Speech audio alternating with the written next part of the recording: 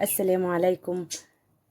تعالوا بقى نخش نشوف الفيديو بتاعنا النهاردة بتاع البطاطس المحمرة في الاير فراير بالتفاصيل، بكل تفصيلة صغيرة. ان شاء الله الفيديو طويل شوية، بس هتستفادي منه ان شاء الله. كمان لو انت حابة الفيديو المختصر هتلاقيه ان شاء الله في الشورتس.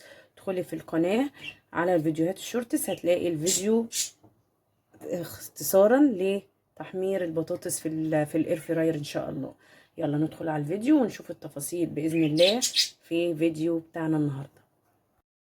السلام عليكم ورحمه الله وبركاته. ازيكم؟ عاملين ايه؟ يا رب تكونوا بخير. وعدتكم ان انا هعمل لكم فيديوهات تجربتي في الحاجات اللي جربتها في الاير فراير. طبعا انا اول حاجه عملتها البطاطس. انا هنا كنت جايبه البطاطس، طبعا اتاكد انها تحمير. وعايزه اقول لكم البطاطس اليومين دول للاسف غليت قوي، وكمان يعني بتتحروق كده في التحمير. طبعا انا هنا كنت بقشر البطاطس زي ما انتم شايفين. انا بحب اعملها بالقشوره. لو انت حابه تعمليها بالسكينه برضو براحتك، حاجه ترجع لك. هقشر بقى البطاطس اللي معايا. انا عايزه اقول لكم البطاطس دي انا كنت جايباها على 12 ونص. ما كانتش لسه غليت كده. انا خرجت النهارده لقيتها ب20 جنيه البطاطس. طبعا هي مش قد كده في السوق، بقت ادمت بقى ومش مش لطيفه يعني في السوق. شكل البطاطسية كده تحس ان هي دبلانه وفيها حاجات كده مش ولا بد. زي ما انتم شايفين كان في بطاطساية معايا طلعت بايظة، مع انها يعني شكلها كويسة. المهم طبعا ابتديت بقى انا هنا ايه، بعد ما قشرت البطاطس طبعا حطها في شوية مية كده معايا، وجبت القطاعة بتاعة المخلل. عادي انا بحب اعملها كده كشكل بس يعني للعيال. العيال زي ما انتم عارفين بيحبوا الحاجات الدلع دي شوية. اي حاجة بقى هتقابلني في البطاطس مش كويسة هطلعها. زي ما قلت لك البطاطس اليومين دول للاسف فيها كده حبه حاجات مش كويسه، والخط اللي بيبقى مسمر شويه ده في البطاطس بشيله عشان خاطر ما تتحرقش معايا. وطبعا هقطعها تقطيعه اللي هي متساويه على قد ما اقدر، هخلي كل بطاطايه قد التانية على قد ما اقدر. وكمان مش هخليها لا هي سميكه قوي ولا هي رفيعه. طبعا انت لو عايزاها مقرمشه بتعمليها مقرمشه، بتعمليها رفيعه شويه. طبعا انا كنت عايزاها الصباع كده ماسك نفسه، مش مقرمش، يبقى فيه حبه طراي كده، فعملتها ايه سميكه شويه. هجيب بقى كل البطاطس اللي معايا دي وهقطعها وهحطها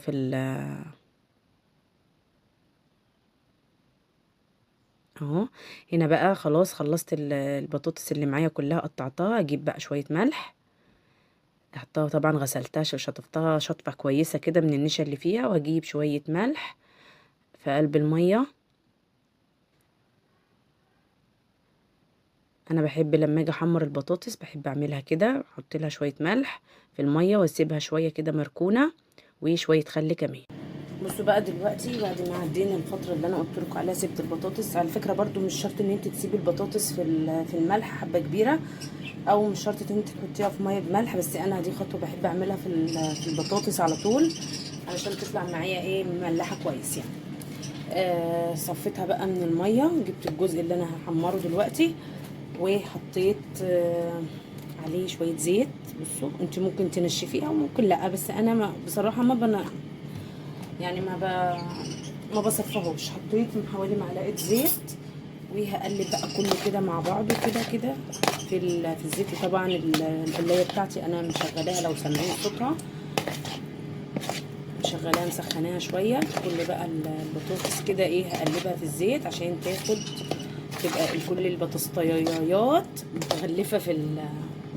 متغلفه بالزيت كده تمام. طبعا انا مسخنه بقى القلايه كده بقى لها دقيقتين 3 كده شغاله. هجيبها بقى الناحيه دي ناحيه الكاميرا وهوريكم هنعمل ايه. بص بقى هنعمل ايه. هدوس اول حاجه على زرار بسم الله الباور. طبعا انا فصلتها من اول وجديد، ادي زرار الباور دوست عليها. هاجي بقى هنا هختار البرنامج اللي انا عايزاه. زي ما انتم شايفين كل البرامج اهي. هختار بقى برنامج البطاطس. بسم الله. عندي هنا على درجة حرارة 200 والوقت 20 دقيقة. ثواني، انا اصلا لسه ما حطيتش البطاطس. ايه الهبل ده؟ تعال نعيد تاني. نطلع الدرج. ادي الدرج بتاعها. ماشي، ثواني نودي هناك شوية. بسم الله. خايفة عليها. ده بصوا، دي روحي دي. اوعى الهوا، اوعى الهوا يجري. ماشي. احط بقى الدرج. باين ولا ايه؟ باين. وهجيب البطاطس بتاعتنا. بسم الله. ادي البطاطس.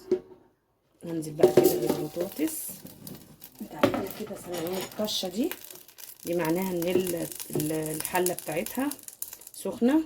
هوزع بقى البطاطس كده بحيث ان هي تبقى ايه، مفيش بطاطاية فوق التانية. شايفين ولا مش شايفين؟ ثواني. اهو شايفين. انا مش عايزة بطاطس تبقى فوق بعضيها. اهو. ثواني، انا هجيب لكم هجيب التليفون الناحية دي عشان تبان اكتر. هي دي بقى البطاطس بعد ما فضيناها في الحلة. هنطورها بقى كده ايه، بعيد عن بعضيها زي ما قلت لك، بحيث ان البطاطس ما تبقاش راكبه فوق بعضيها، وكل البطاطس تتحمر ايه كويس. نوزع.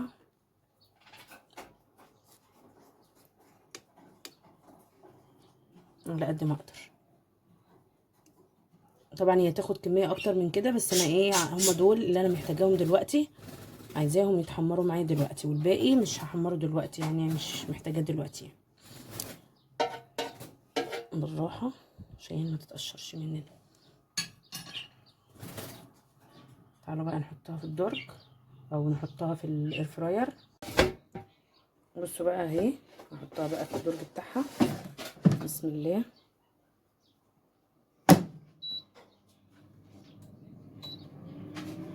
بصوا، طبعا انا هدوس اول حاجه على زرار الباور. هي كده هتفصل معايا، هتشتغل من اول وجديد. طبعا انا فصلتها عشان ايه، اشغل معاكم من اول وجديد البرنامج. اظبط كده وهاجي هنا على حرف الام ده وهختار برنامج البطاطس اهو. عندي هنا على درجه حراره 200 والوقت 20 دقيقه. هدوس بقى على الباور كده، هتشتغل معايا. هسيبها لمده 10 دقايق وهرجع اقلبها ونشوف هنعمل ايه تاني. هنا بقى خلاص كده بقى لها 10 دقايق. تعالوا بقى ايه نطلعها ونشوفها بقت عامله ايه. بسم الله. بصوا الجمال. بعد 10 دقايق هديها بقى تقليبه. طبعا انا عشان بقلبها كده وهي جوه الدرج هضطر ان انا افصل الكاميرا شويه. قلبتها. هرجعها بقى تاني. على فكره هي مش هتاخد مني 10 دقايق كمان، هي هتاخد اقل من 10 بس عشان تتحمر معايا كويس. هرجعها بقى تاني وهوريكم بقى الفراير بتاعتي بتعمل ايه. رجعت لدقيقه تاني ورا، يعني هي كانت 10 دقايق، لما بفتحها بترجع دقيقه تاني ورا. مش عارفه كل القلايات بتعمل كده ولا انا القلايه بتاعتي بس هي اللي بتعمل كده. فهسيبها برضو تاني حوالي كده ايه من 3-4 دقايق. مش هسيبها لحد ثواني عشان خاطر بس ابقى ايه مظبطه الوقت بتاعي. ارجعها ايه دقيقه ورا. ماشي، رجعها دقيقه ورا عشان خاطر ابقى مظبطه الوقت واعرف انا يعني عشان ما توهش في الدقيقه الزياده اللي هي ايه رجعتها دي. بصوا هنا بقى كده ايه عدى 5 دقايق تاني. هفتح وهشوف هلاقيها وصلت معايا للدرجه اللي انا عايزاها. اتحمرت يعني خدت مني كده 15 دقيقه بالظبط البطاطس المحمره. بس كده. ده بقى كان فيديو بتاعنا النهارده بتاع تحمير البطاطس في الاير فراير. يا رب يكون عجبكم، ولو عجبتكم بقى الطريقه ما تنسوش اللايك والاشتراك. وكمان هسيب لكم فيديو مختصر للطريقه اللي حابب الاختصار، هيلاقي الفيديو ان شاء الله في الشورتس. خشوا في الشورتس هتلاقوه ان شاء الله. يلا السلام عليكم ورحمة الله وبركاته. بصوا بقى يا جماعة، عايزة اقول لكم حاجة. نقطتين الزيت او معلقتين الزيت اللي انا حطيتهم على مرتين، في كل مرة معلقة. بصوا نزلوا فين. بصوا شايفين اهو، شايفين الزيت. مفيش صحة اكتر من كده. يعني نقطتين الزيت اللي انا حطيتهم نزلوا في قلب الحلة من تحت عن طريق الشبكة دي.